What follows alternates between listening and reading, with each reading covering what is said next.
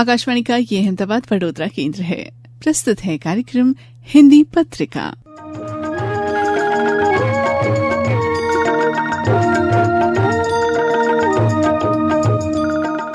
हिंदी पत्रिका के हमारे सभी श्रोताओं को मधु का प्यार भरा नमस्कार। दोस्तों, आज के हिंदी पत्रिका कार्यक्रम में हम आपको मिलवाने जा रहे हैं सबसे पहले विनीता कुमारी से। इनसे बातचीत कर रहे हैं त्रिलोक संघानी। विषय है मधुबनी पेंटिंग।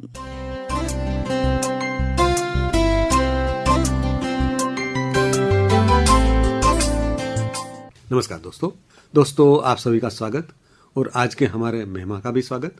आज फिर से एक बार हमारे साथ है विनीता कुमारी, जो कि जानी जाती हैं कला के क्षेत्र में विनीता एक कुमार के नाम से। विनीता जी नमस्कार। नमस्कार सर, और बहुत बहुत धन्यवाद मुझे यहाँ बुलाने के लिए। दोस्तों, जैसे कि आप जानते हैं कि विनीता कुमारी से हमने पहले भी कुछ काव्य पठन हमने उनसे सुना है, लेकिन आज कुछ पहले बातें करते हैं। विनीता जी, अभी भी बात हो रही थी तो आपने बताया कि आप एक अच्छी चित्रकारा भी हैं। सर, अच्छी हूँ या बुरी ये नहीं पता, पर मुझे बहुत दिलचस्पी है कला के क्षेत्र में, और मैं बिहार की प्रसिद्ध मिथिला संस्कृति से बहुत प्रभावित हूँ और वहीं की चित्रकारी, मिथिला चित्रकारी में हाथ आजमा रही हूँ। जी, तो आपने मिथिला चित्रकारी एक नया शब्द हमें दिया, लेकिन हम जो जानते हैं मधुबनी पेंटिंग्स, मधुबनी चित्रकारी, वैसे हम में से बहुत लोग ये कला से इस तरह से परिचित हैं। तो क्या ये दोनों एक ही हैं? जी सर, बिल्कुल। मधुबनी चित्रकारी और मिथिला चित्रकारी एक ही है। दरअसल उसका जो नाम पुराने समय से लिया जा रहा है वो मिथिला चित्रकारी है, और उसका जो ओरिजिन है, मूल जो प्रदेश है जहाँ से वो निकला है, वो जगह मधुबनी डिस्ट्रिक्ट पड़ता है। इसकी वजह से ही वो मधुबनी पेंटिंग के नाम से आज प्रख्यात है, पर उसका मूल रूप से नाम मिथिला चित्रकारी है। अच्छा, अब मधुबनी चित्रकारी की विशेषताएं क्या है, वो आप थोड़ा तफसील में बताएं। जी सर, मधुबनी जो चित्रकारी है, मिथिला चित्रकारी, वो शुरुआती दिनों में भित्ति चित्र हुआ करती थी। अच्छा? जिसको गांव के लोग अपने घर की दीवारों पर, जो उनकी मिट्टी की दीवारें हुआ करती थी, मिट्टी और गोबर से लिपी हुई, उस दीवारों पर वो इस रंग बिरंगे रंगों से करते थे, और वो रंग भी कंप्लीट नेचुरल, प्राकृतिक रंगों का उपयोग होता था, नेचुरल पिगमेंट्स, जो वो अपने आसपास की चीजों से ही बना लिया करते थे। जी। जैसे कि काजल से वो काला रंग बनाते थे, पत्तियों से, हरी पत्तियों से हरा रंग, लाल फूलों से लाल रंग, और अपराजिता इस तरह के फूलों से ब्लू रंग, हल्दी तो आपको पता ही है, हल्दी से वो पीला रंग, इस तरह के अनगिनत रंग वो बनाते थे, और उससे वो अपने घर की दीवारों को सजाया करते थे। जी। और विशेष रूप से मिथिला संस्कृति में जब घर में शादी विवाह का प्रसंग होता था, या मुंडन संस्कार होता था, यज्ञोपवीत संस्कार, या किसी बच्चे का जन्म हुआ है, ऐसे जो प्रमुख प्रसंग हैं, मूल रूप से विवाह में इस मिथिला चित्रकारी से ही घरों को सजाया जाता था। जी। और मैं आपको एक बात बताना चाहूंगी कि मिथिला संस्कृति में जो शादी के बाद दूल्हा और दुल्हन होते हैं, उनको रहने के लिए एक कमरा दिया जाता है। जी। उस कमरे को कोहबर कहा जाता है। तो वो जो कोहबर का कमरा होता है, वहां पर विशेष रूप से दीवारों को मिथिला चित्रकारी से सजाया जाता था, और कोहबर नाम की एक विशेष चित्र भी होती है, जिसमें नव दंपत्ति हैं कि उनका दाम्पत्य जीवन सुखी रहे और उनके जीवन में संपन्नता रहे। तो उसके प्रतीक चिन्ह के रूप में अलग अलग तरह के, जैसे मैं आपको बताऊं, बांस है, जैसे पुरैन के पत्ते हैं, जैसे कछुआ है, ऐसे अलग अलग तरह के जो सांकेतिक तस्वीर हैं वो बनाए जाते थे, और उस तस्वीर को कहा जाता था कोहबर, और वो सामने की दीवार पे लगी होती थी, और वहीं पर पूजा पाठ का भी प्रसंग होता था। जी। तो ये पहले भित्ति चित्र था, लेकिन धीरे धीरे वहां से निकलकर आज के दिन में ये सिर्फ भित्ति चित्र नहीं रह गया है। वहां से निकलकर यह सबसे पहले तो ये पेपर पे आया, कागज पे, जिसके लिए कागज भी अलग से, मतलब स्पेशल मधुबनी चित्रकारी के कागज बनाए जाते थे, और फिर उस पे प्रोसेस किया जाता था। गाय के गोबर से लिपाई होती थी उस कागज की, आज भी होती है, मैं भी करती हूँ। और उस लिपाई के बाद कागज को सुखाया जाता है, और फिर उसके बाद ये चित्रकारी की जाती है। तो वो जो गोबर का लिपाई है, उस लिपाई ने जो रंगों को अवशोषित कर लिया अपने अंदर पूरी तरह से, तो उस पेपर की चमक ही अलग होती है, और रंग जो है वो कई सालों तक खराब नहीं होते हैं, उनका जीवन बढ़ जाता है। और तस्वीर जो है ऐसा कहते हैं कि 100 साल तक भी खराब नहीं होती है। तो ये इसकी विशेषता है। और अब ये सिर्फ कागज तक सीमित नहीं है, अब ये वहां से निकलकर लगभग हर सतह पर, जैसे कपड़ों पर, कपड़ों में आप देख लीजिए, साड़ियां हैं, कुर्ते हैं, टी शर्ट्स हैं, दुपट्टे हैं, और हमारे भाइयों के पहनने के लिए कुर्ते हैं। मिथिला में विशेष रूप से एक टोपी होती है, वो टोपी भी मिथिला चित्रकारी से सजाई जाती है, उसके ऊपर भी पेंट, जिसको पाग कहा जाता है। वो पाग शादियों में और दूसरे विशेष प्रसंगों में पहना जाता है। उस पाग पर भी मिथिला चित्रकारी की जाती है। इसके अलावा जो एक गमछा होता है, गमछा पर किया जाता है। इसके साथ साथ आजकल के जमाने में तो मतलब जितने भी प्रकार के हम कपड़े पहनते हैं, लड़कियां जो टॉप्स पहनती हैं, उन सब पर भी ये चित्रकारी की जाती है और बहुत खूबसूरत दिखती है। इसके साथ साथ ये चित्रकारी कैनवास पे किया जाता है और वो फिर फ्रेमिंग करके हम अपने घर की दीवारों पे सजाते हैं, तो उस जगह का जो लुक है वो पूरी तरह से बदल जाता है। यानी हम ऐसा कह सकते हैं कि आम लोग तक ये चित्रकारी पहुंच गई, ऐसा हम कह सकते हैं। जी सर, और इसके लिए मैं आपको क्या कहूं, आप इस जो हमारी जो जनरेशन है, हम उसको धन्यवाद देना चाहते हैं, और जरूर धन्यवाद देना चाहिए कि उन्होंने इसको दीवार से निकाल करके और अलग अलग सतहों पर लेकर गए। उसकी वजह से ये आम लोगों तक पहुंची है और ये जो है इसकी लोकप्रियता बढ़ी है। अदरवाइज कहीं ना कहीं ये चित्रकारी विलुप्त होने की कगार पे थी, एक्सटिंक्ट हो रही थी, और कारीगरों ने बहुत कम मूल्यों में काम करके इस कला को जीवित रखा है। उस गांव में जहां की ये कला है, उस जगह पर बिहार में आज भी बहुत सारे ऐसे घर हैं जहां रोजी रोटी का साधन यही है। लोग इसी कला की रोटी खाते हैं और पूरा परिवार बैठकर इस कला को बनाता है। अच्छा, एक और बात थी कि ये जो कला हमारे सामने आई नहीं है, वो भी एक बहुत रसप्रद घटना है, तो वो बात भी आप बताएंगी? जी जी जरूर, कि ये कैसे सामने आया।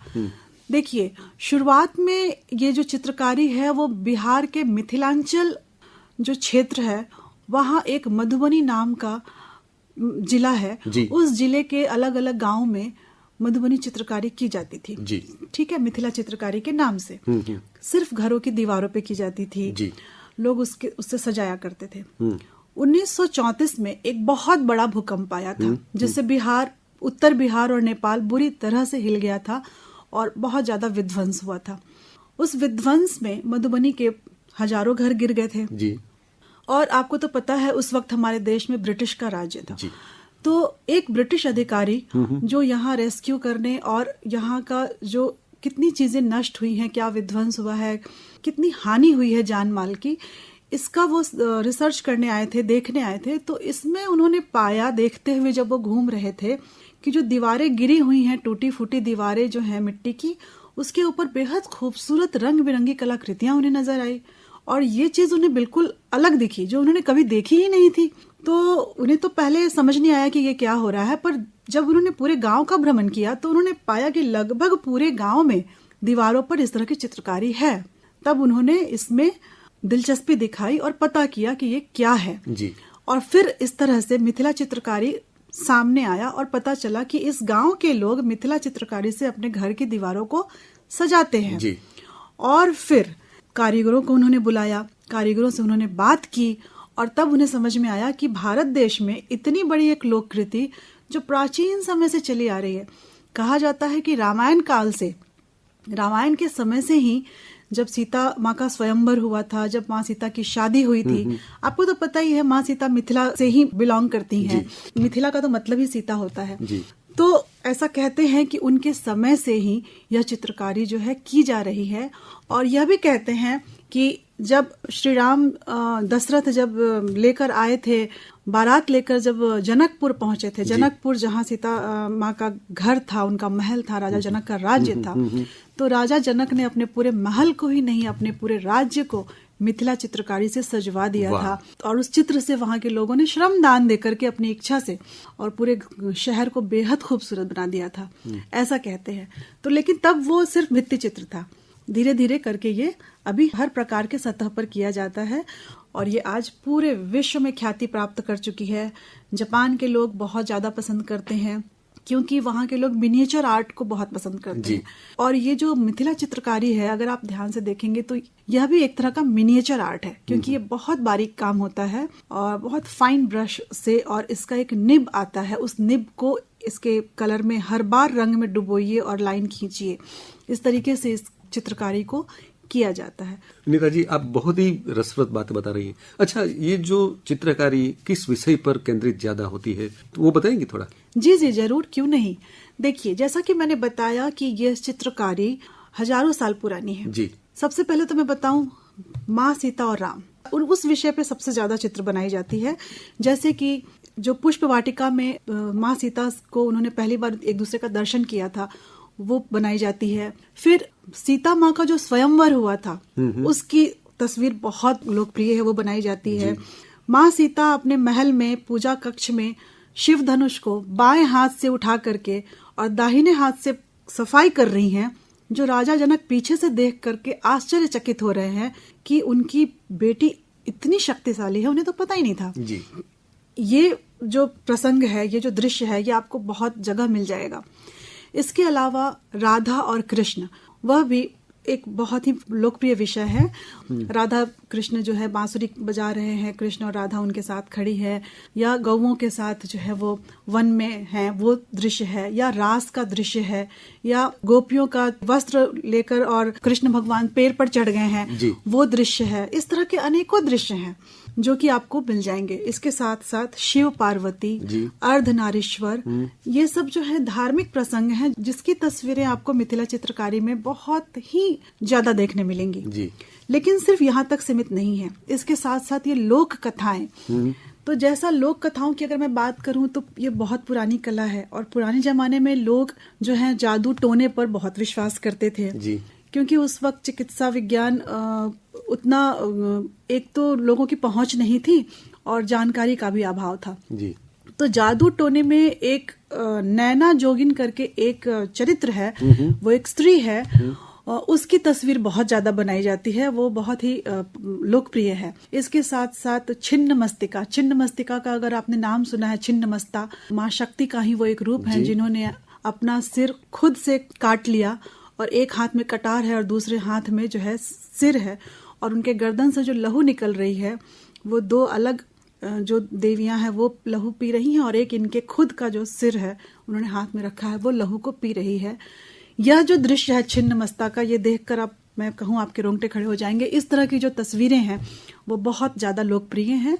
पुराने जमाने में तो ज्यादातर जो माइथोलॉजी है उस पर ही तस्वीरें बनती थी, लेकिन अब जागरूकता के साथ साथ जो सामाजिक समस्याएं हैं, जो हमारा स्वतंत्रता आंदोलन है, और आज के दिन में जो लोग जूझ रहे हैं बेरोजगारी से या गरीबी से या किसी भी तरीके से, और नारी शिक्षा है, जैसे बेटी बचाओ बेटी पढ़ाओ, इन सभी मुद्दों पर, इन सभी विषयों पर तस्वीरें बन रही हैं और लोकप्रिय हो रही हैं। बहुत अच्छा। विनीता जी, आज की जो पीढ़ी जो इनसे जुड़ी हुई है, कुछ बदलाव भी आए हैं, यानी हर वर्ग के लोग इनसे जुड़े हुए हैं, तो वो भी कुछ बताएंगे आप बात? जी जरूर बताना चाहूंगी मैं। ये तो सबसे महत्वपूर्ण विषय है इस कला के बारे में बात करने को, क्योंकि देखिए पुराने समय की बात अलग थी, जातिगत जो है थोड़ा हमारे देश में विभिन्नताएं थी। आज के दिन में, आज के परिवेश में, और मैं कहूँ तो आज की नस्ल में ये बहुत बड़ी खासियत है कि ये उनके प्रयासों से, आज की पीढ़ी के प्रयासों से, ये जो कला है वो सिर्फ किसी जाति, किसी धर्म विशेष या किसी वर्ग विशेष तक सीमित नहीं है। ये इसकी सबसे बड़ी विशेषता है कि आज हर धर्म के लोग, हर जाति के लोग और हर वर्ग और हर समुदाय के लोग इस कला में माहिर हैं, खुशी से कर रहे हैं, रोजी रोटी कमा रहे हैं, अपना नाम बना रहे हैं, अपनी पहचान बना रहे हैं, और इन सब के साथ साथ एक सामाजिक सद्भाव का जो संदेश होता है वो इस कला के माध्यम से देश में और विदेश में वो दे रहे हैं, और उसके लिए उन कलाकारों को मैं जरूर नमन करना चाहती हूँ अपनी ओर से। यानी कला सचमुच में हम सबको जोड़ रही है, ऐसा हम कह सकते हैं। बिल्कुल, कला ने जोड़ दिया है।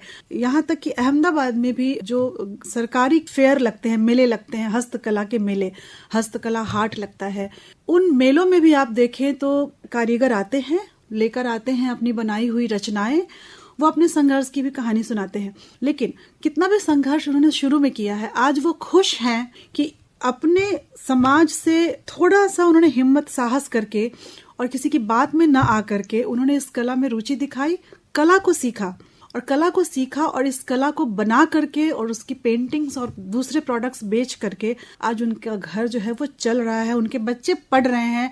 आपको मैं बताऊं, एक मजदूर स्त्री भी जिसका पति मजदूरी करता है, उससे मैं मिली हूं, उसका मैंने इंटरव्यू लिया था। उसने मुझे बताया कि गुजरात में उसका पति उतने दूर मधुबनी के किसी गांव से आकर के वो मजदूरी करता था। अच्छा। और मजदूर कितने पढ़े लिखे होते हैं? कुछ भी पढ़े लिखे नहीं होते हैं। कितनी कमाई होती है उनकी? बहुत ही कम होती है। लेकिन फिर भी वो व्यक्ति कितना, उसकी सोच कितनी बढ़िया और विस्तृत थी कि उसने अपनी पत्नी को पूरे गांव वालों के मना करने के बावजूद, सबका विरोध सह के भी उसने उसको मिथिला कला सिखाया। अच्छा।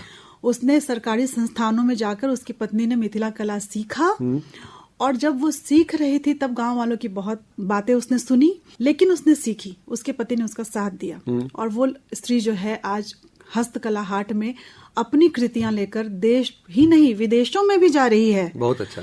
और उसके पति की मृत्यु हो गई तो उसके घर का साधन जो है वो खत्म हो गया जी।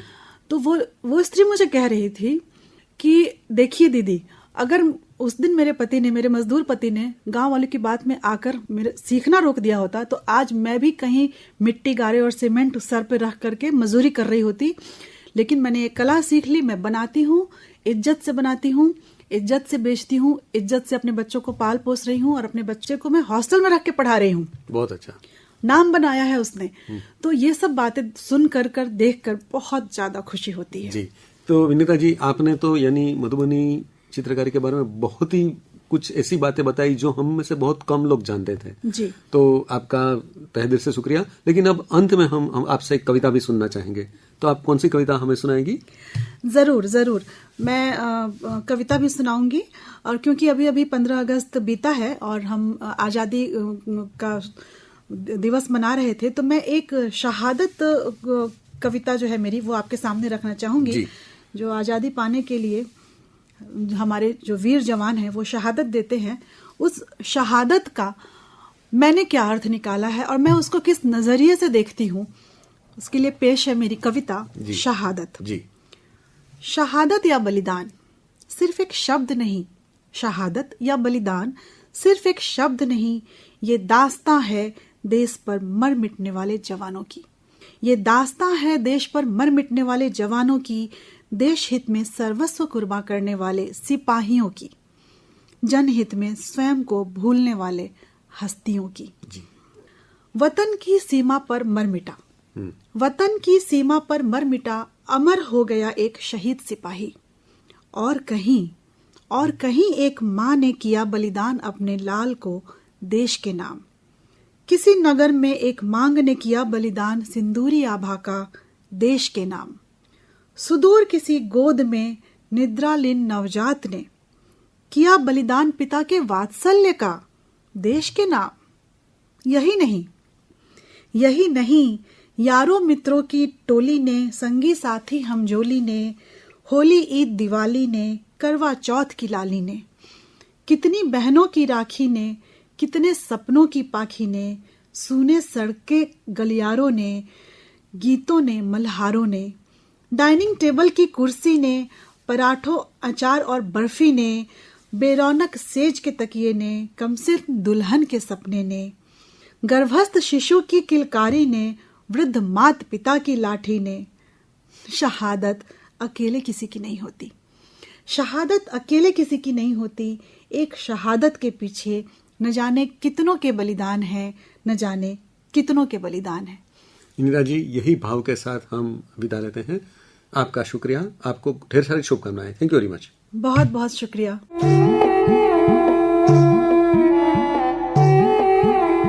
विनीता कुमारी के साथ त्रिलोक संघानी की बातचीत अभी आप सुन रहे थे। हिंदी पत्रिका कार्यक्रम में आगे बढ़ते हैं और अब आपको सुनवाते हैं सरिता अग्रवाल, जिन्हें हम चेतना के नाम से भी जानते हैं, उनकी स्वरचित कविताएं।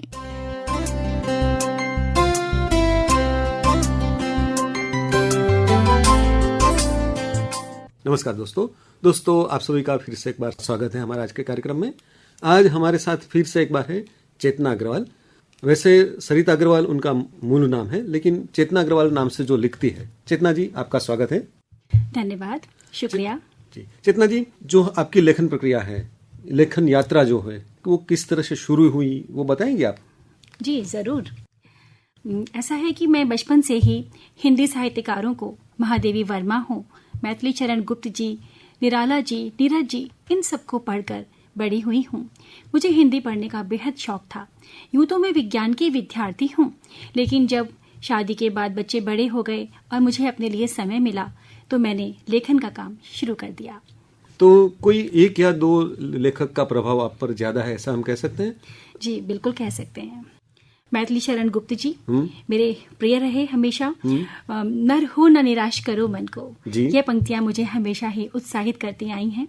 जब भी कभी थोड़ा लो फील करती हूँ तो ये पंक्तियां मुझे दोबारा से पुनर्जीवित कर देती हैं। जी, यानी वो आपको एक बार फिर से एक नई जगत में कह सकते हैं कि ले जाती है, ऐसा हम कह सकते हैं। बिल्कुल जी। तो हम आज शुरुआत करेंगे। आज आप क्या लेकर आई हैं चेतना जी? बस आज मैं हाजिर हूँ अपनी कविताओं का पिटारा लेकर।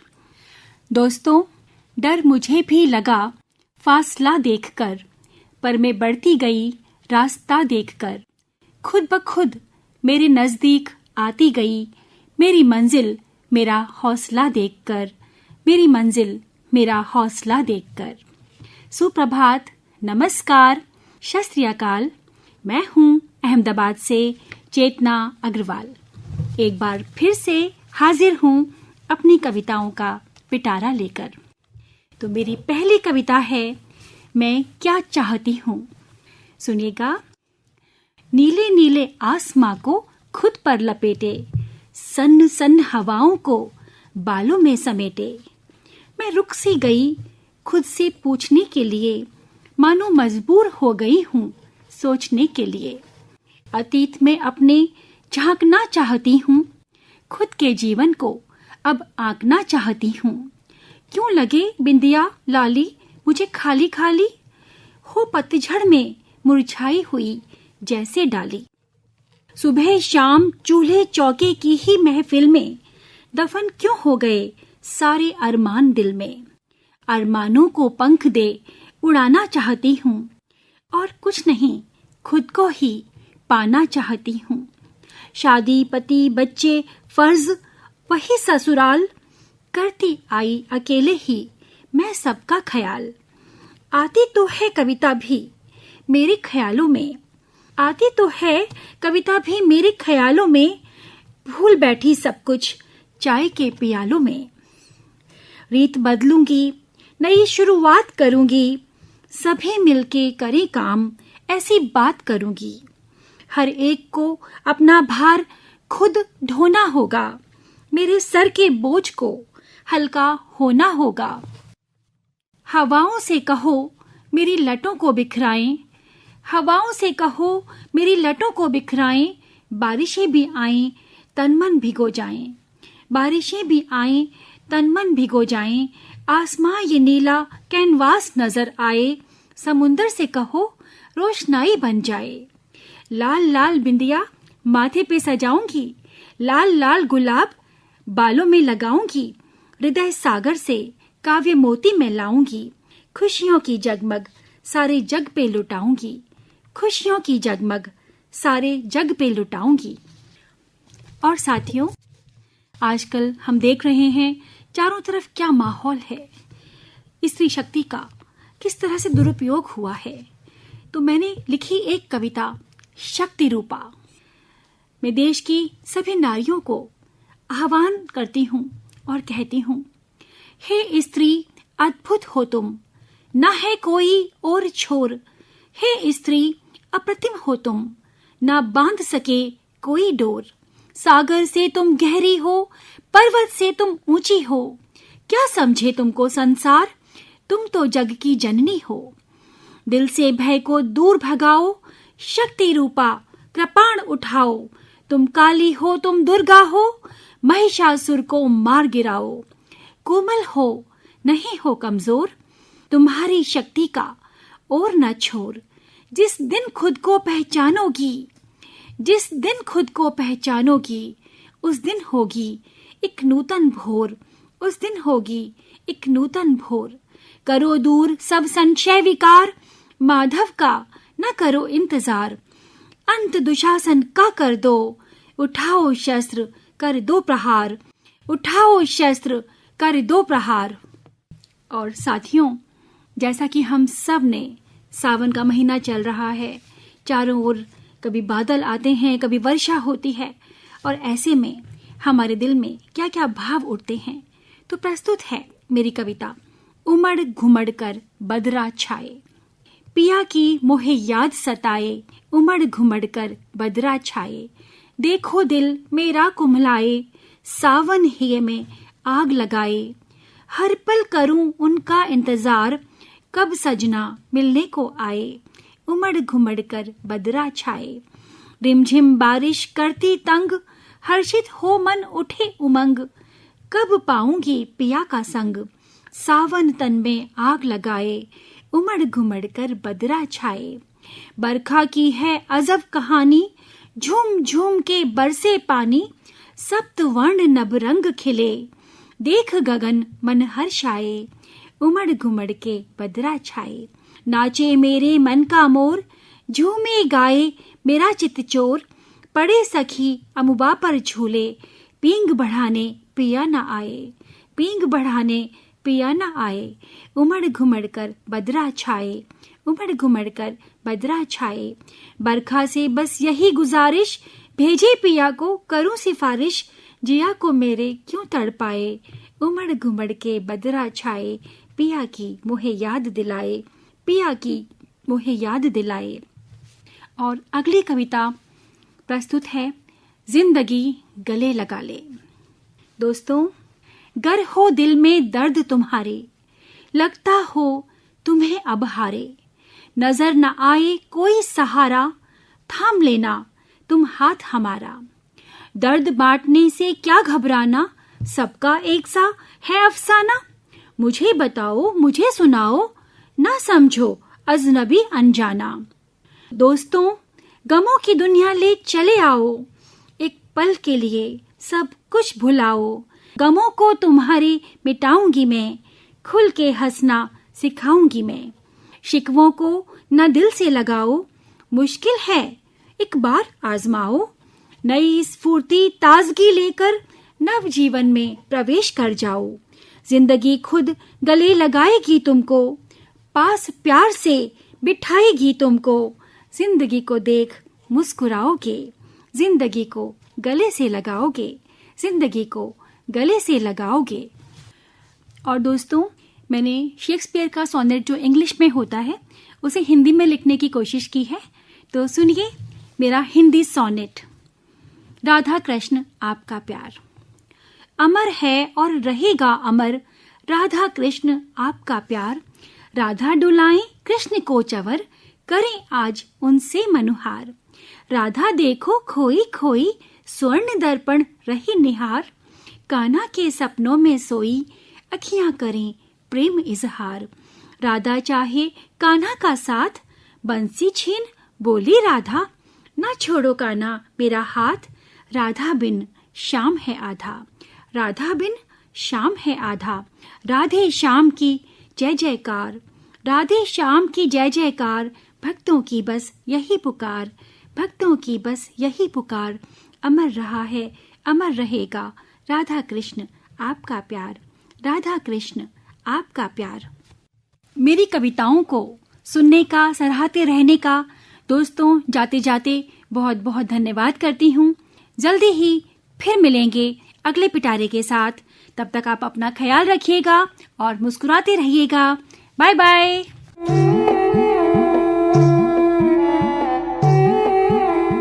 सरिता अग्रवाल की इन कविताओं के साथ ही आज का हिंदी पत्रिका कार्यक्रम समाप्त करने की मधु को इजाजत दीजिए। आपसे फिर मुलाकात होगी। नमस्कार।